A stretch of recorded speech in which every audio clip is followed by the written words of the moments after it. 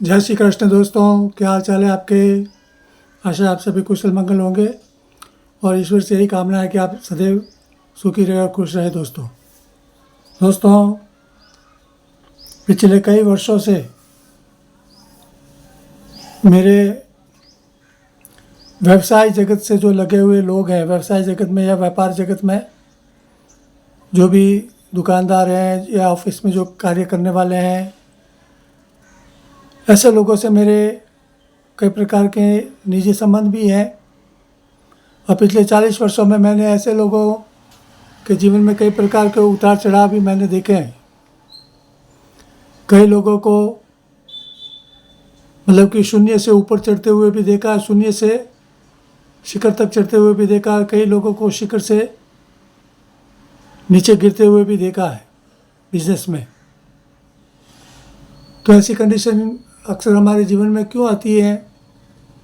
आप लोगों ने भी अपने जीवन में कई लोगों को ऐसा देखा होगा जो किसी समय बहुत ही सफल माने गए हो, लेकिन आपके देखते देखते उनकी अवनति या उनको बिजनेस में, व्यापार में उनको नुकसान लगा हो और पराभव हो गया हो और दाने दाने को मोहताज हो गए होंगे।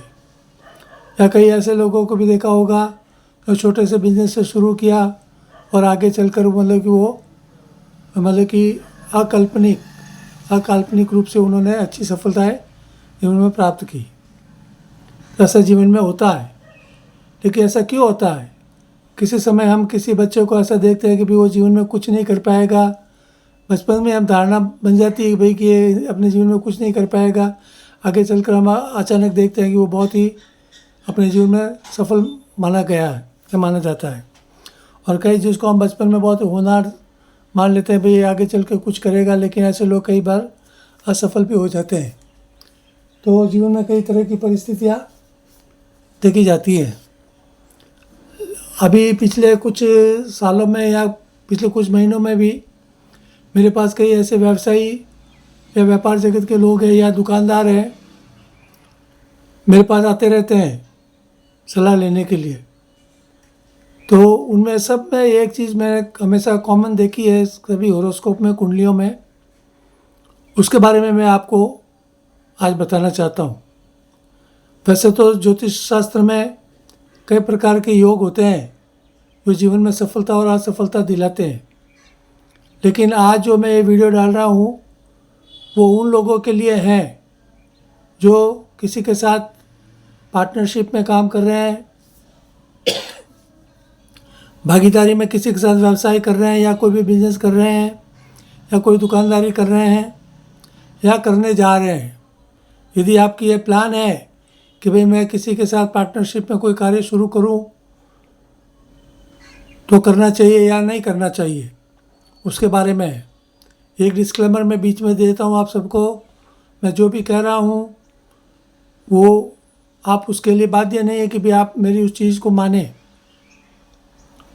आपको अपने ज्ञान, बुद्धि और विवेक के अनुसार ही काम करना चाहिए, क्योंकि हमेशा किसी भी व्यक्ति के, चाहे मैं हूँ, चाहे आप हैं या कोई भी है, उनके जीवन में जो भी सफलता और असफलता होती है वो अपने बुद्धि, ज्ञान, विवेक और कर्म के आधार पर ही होती है। कोई किसी को कितना भी समझा दे, लेकिन जब तक व्यक्ति की खुद व्यक्तिगत रूप से कोई इंसान अपनी समझ को बूस्ट नहीं करेगा, उर्वरक नहीं करेगा, तब तक वो सफल नहीं हो सकता है। तो जीवन में सफलता और असफलता केवल हमारे हाथ में है। हमारी बुद्धि, ज्ञान और कर्म के आधार पर ही होती है ये चीज़ है। अब मैं ज़्यादा भूमिका नहीं बांधकर मैं सीधे विषय पर आता हूँ। ये जो सामने जो कुंडली ये जो लगी हुई है, अब वैसे तो क्या है, बहुत कुछ लिखा हुआ है, लेकिन मैं जो भी बोल रहा हूँ यदि आप उसको ध्यान से सुनेंगे, समझेंगे, तो आपको एक एक चीज़ समझ में आ जाएगी। जैसे यहाँ देखिए, ये एक प्रकार की कुंडली है, हॉरोस्कोप है।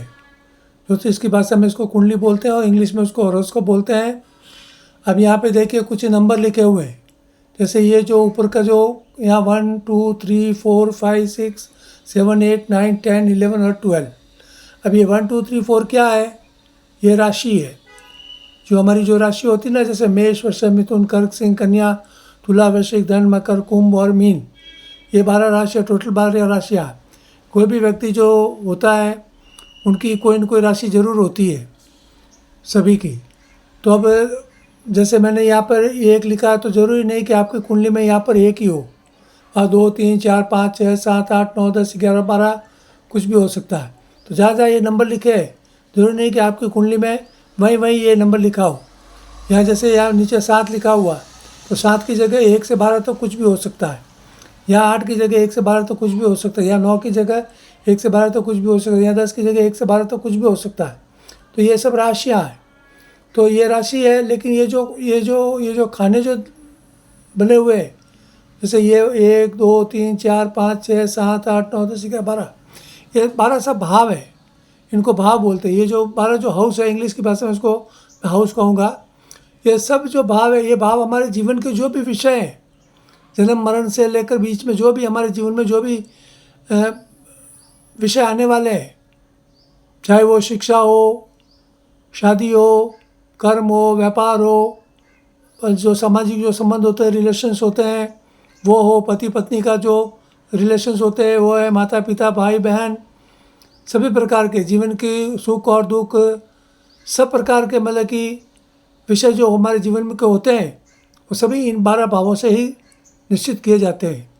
वो कैसे निश्चित किए जाते हैं कि ये जो भाव है, जैसे यहाँ 1 नंबर पे लिखा हुआ राहु मून, और जैसे राहु चंद्र और सूर्य, इंग्लिश में उसको राहु मून और सन लिखा हुआ है।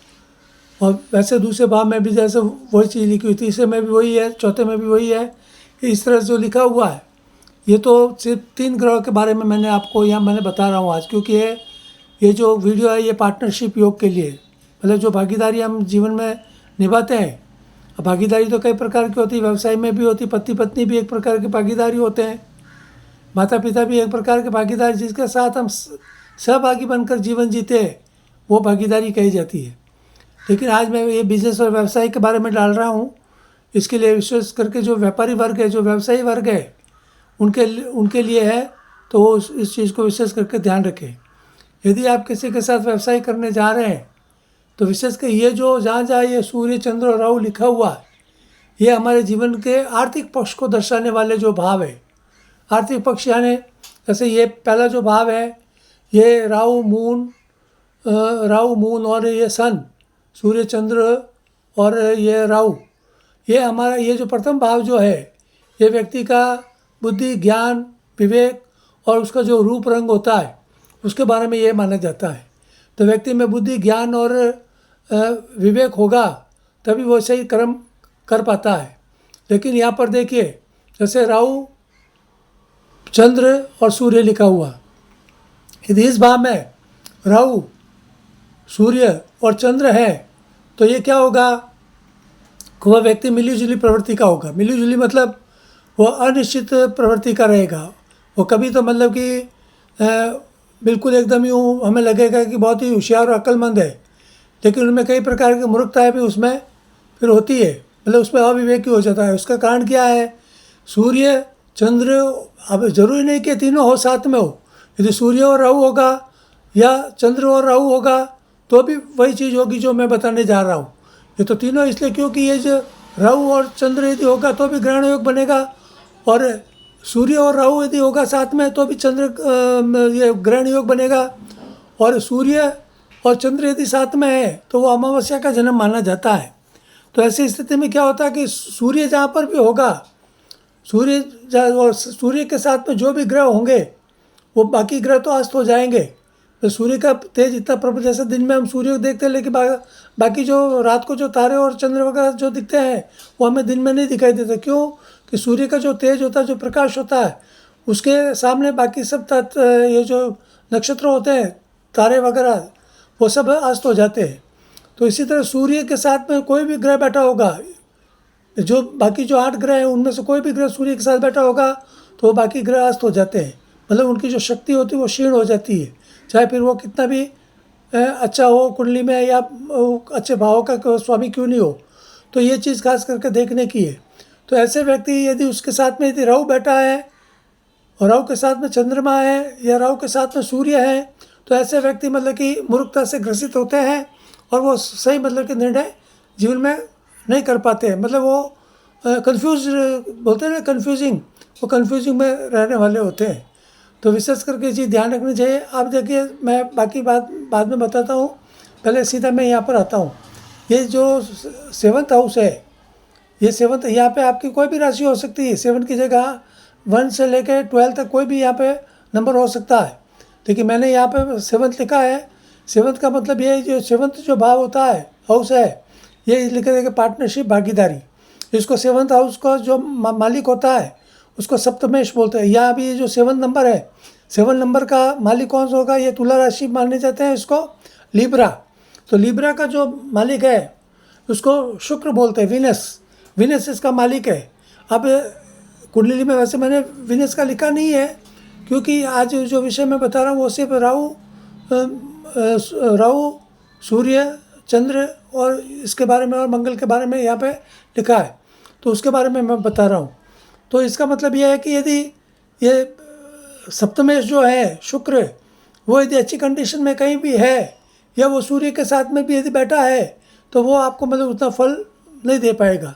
और यहाँ पे जो ये पार्टनरशिप लिखी है, यदि आपकी कुंडली में यहाँ पर हो या यहाँ पर भी हो, राहु के साथ में सूर्य, चंद्र या मंगल भी है, तो आपको किसी के साथ पार्टनरशिप में कोई भी मतलब लाभ होने वाला नहीं है। विशेष करके ध्यान रखें, क्योंकि ऐसे में क्या होता है कि जो पार्टनरशिप होगी फर्म, तो उसमें धोखा ज़रूर होगा। मतलब वो पार्टनर जो होगा वो एक दूसरे को मतलब लूटपाट में लगे रहेंगे। चाहे आप भी कर सकते हैं, ऐसा ज़रूरी नहीं कि सामने वाला पार्टनर होती है उसकी कुंडली में यदि अच्छे गुण होंगे तो आप भी उसके साथ धोखा कर सकते हैं। क्योंकि ये राहु यदि आपकी कुंडली में है तो आप भी मतलब कि उसका दुरुपयोग करने की कोशिश कर सकते हैं। ये चीज़ है। ये जो भाव है ये सप्तमेश है, ये पति पत्नी का भाव भी माना जाता है और भागीदारी का भाव भी माना जाता है। यदि यहाँ पे यदि ऐसा योग है, या मंगल, सूर्य, चंद्र या राहु, इनमें से चाहे राहु अकेला हो, चाहे सूर्य अकेला हो, चाहे मंगल अकेला हो, इन तीनों में से चंद्र यदि अकेला है तो कोई तकलीफ नहीं है, लेकिन सूर्य और राहु साथ में नहीं होना चाहिए। तो यदि सूर्य और राहु साथ में है तो आपके पति पत्नी के साथ में भी आपके संबंध अच्छे नहीं हो सकते हैं, या आपके मतलब कि अवैध संबंध भी पत्नी के अलावा भी और स्त्रियों के साथ, या पत्नी है तो पत्नी के भी अपने पति के अलावा भी और भी संबंध बाहर हो सकते हैं। ये चीज़ है। तो विशेष करके ऐसे लोग जिनके साथ में ऐसे योग है, उनको पार्टनरशिप से हमेशा बचकर रहना चाहिए। और आगे चलकर मैं आपको डिटेल से बताया, तो ये तो मैंने मूल बात बता दी। अब जैसे ये जहाँ 2 नंबर लिखा है, वहाँ लिखा है कि राहु धनेश यानी यहाँ का जो भी मालिक है, ये वृषभ है, ये सेकंड राशि है। ये फर्स्ट तो होगी एरिस, मेष राशि, ये सेकंड है, ये टॉरस, वृषभ राशि। तो वृषभ राशि जो ऊपर यहाँ पे है, तो यहाँ का उसका मालिक भी शुक्र होता है। यदि शुक्र की कंडीशन भी यदि अच्छी नहीं है कुंडली में, तो वहाँ भी मतलब कि उसको पार्टनरशिप करने की ज़रूरत है। क्योंकि वो राहु यहाँ पे, यदि यहाँ पर राहु है, सूर्य है और चंद्र है, लेकिन राहु यदि है तो और सूर्य है, तो सूर्य इन दोनों को अस्त तो कर देगा, मतलब इनको क्षीण कर देगा, वीक कर देगा। लेकिन ये राहु फिर भी अपना जो दुष्ट प्रभाव है वो ज़रूर बताएगा। तो ऐसे में जैसे धनेश मतलब ये हमारी जो घर की जो तिजोरी, हमारी जो सेविंग्स है, उसमें ज़रूर वो नुकसान पहुँचाएगा। आगे चल फिर 3rd नंबर है। 3rd नंबर में जैसे लिखा है स्ट्रगल। हमारे जीवन में हम जो भी मेहनत करते हैं, हमारा जो भी वर्क पावर है, वो इसी 3rd हाउस से देखा जाता है। तो यहाँ पर यदि राहु है, मून है या सूर्य है, या तीनों में से कोई भी 2 है, लेकिन साथ में राहु जरूर होना चाहिए। राहु है, सूर्य चंद्र होगा तो कोई तकलीफ नहीं है, लेकिन राहु यदि साथ में है तो ऐसे में भी आपको अपने जीवन में जो भी आप मेहनत करते हो उसका पूरा फल आपको नहीं मिल पाएगा। आगे चल के ये 7 नंबर का तो मैंने आपको बता ही दिया है। फिर जैसे ये 9 नंबर है, 9 नंबर ये क्या है? ये लिखा है भाग्येश है ना, ये लकी हाउस माना जाता है। यहाँ पर भी यदि राहु, सूर्य और चंद्र है, या इन तीनों में से मतलब राहु के साथ में सूर्य है, राहु के साथ में यदि चंद्र है, तीनों नहीं है, मान लो ये और राहु और सूर्य या राहु या चंद्र है, तो भी आपको अपने भाग्य की आँख मिचौली हमेशा जीवन में देखने को मिलेगी। कभी तो आपको विपुल लाभ मिलेगा चंद्र के कारण, और लेकिन कई बार क्या है कि राहु के कारण आपको कई प्रकार की नुकसान और हानि भी बिजनेस में देखनी पड़ सकती है। मतलब आपके भाग्य और दुर्भाग्य में आँख मिचौली हमेशा जीवन में चलती रहेगी। तो इस चीज़ का हमेशा ध्यान रखें। सेविंग को हमेशा बचा कर रखने की कोशिश करें। आँख मूंद कर कहीं भी पैसा खर्च करने की आदत बिल्कुल नहीं रखनी चाहिए। आगे चलकर ये हमारे जो कर्म भाव है, कर्म और पिता का भाव भी माना जाता है। यदि यहाँ पर सूर्य, राहु या राहु और चंद्र है या ये तीनों है तो भी आपको अपने पिता के साथ बहुत ही भयंकर मतभेद हो सकते हैं, या पिता की पूंजी को आप मतलब कि बर्बाद कर सकते हैं। और किसी पार्टनरशिप में यदि आपको काम करते हैं तो या तो आप अपने पार्टनर को खाएंगे या आपका पार्टनर आपको जरूर नुकसान देकर जाएगा दोस्तों। विशेष करके और एक चीज़ यहाँ पर है, यदि आपके साथ में जो भी काम करने वाले जो कर्मचारी है उनके ऊपर भी आपको पूरी नज़र रखनी चाहिए, उन पर भी भरोसा आपको नहीं करना चाहिए। और ये 11 नंबर है, 11 नंबर में भी वही योग मैंने लिखा है, सूर्य और राहु और चंद्र ये तीनों साथ में हो या तीनों में से कोई भी दो हो। विशेषकर राहु के साथ, राहु यहाँ जरूरी है, राहु चंद्र या राहु सूर्य है या केवल राहु भी है, ये तीनों नहीं, केवल राहु भी है इन स्थानों में जहाँ मैंने लिखा है, तो भी आपको ये इनकम ऑफ सोर्स का भाव माना जाता है, ये 11th हाउस। तो आपकी जो इनकम है उस इनकम में भी उतार चढ़ाव हमेशा रहेगा। कभी तो आपको, जैसे व्यापार में है तो कभी व्यापार आपका अच्छा चलेगा तो कभी व्यापार आपको नुकसान भी होगा। लेकिन विशेष करके इन्वेस्टमेंट है उसमें आपको विशेष कर ध्यान, जो निवेश आप करते हैं बिजनेस में करो या कहीं भी करो, किसी दूसरे के भरोसे आपको बिल्कुल नहीं करना चाहिए।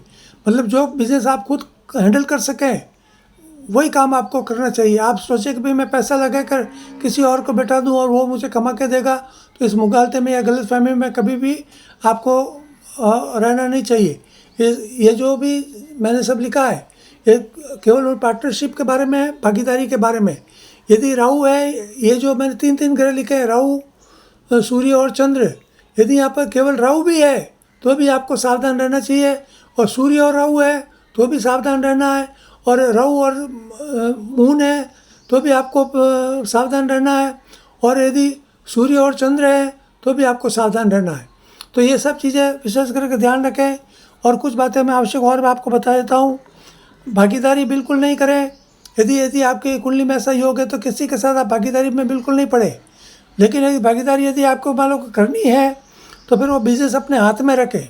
मतलब टोटल आपको बिज़नेस आपके यदि हाथ में रहेगा तभी आपको मतलब किसी तरह के आप नुकसान से बच सकते हैं, वरना आपको किसी तरह की हानि हो सकती है। इसके अलावा जो भी बिज़नेस की जो भी कैश है या अकाउंट बुक्स है उसको आप अपने हिसाब से आप खुद संभालें।